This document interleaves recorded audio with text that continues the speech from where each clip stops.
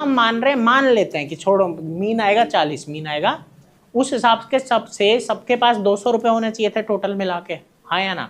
बस हम ये देख रहे हैं इसके पास 40 से 30 कम, इसके पास 20, इसके पास 10, इसके पास 10 ज़्यादा, मिला जुला के क्या हो रहा है कि टोटल में क्या हो रहा है 50 कम, टोटल में क्या हो रहा है, इतनी बात समझ आई। तो अगर टोटल में 50 कम हो रहा है तो पर पर्सन कितना कम है, अगर टोटल में 50 कम है तो पर पर्सन मतलब एक आदमी पे कितना कम हो रहा है, तो 5 लोग हैं ना, मतलब 10 कम।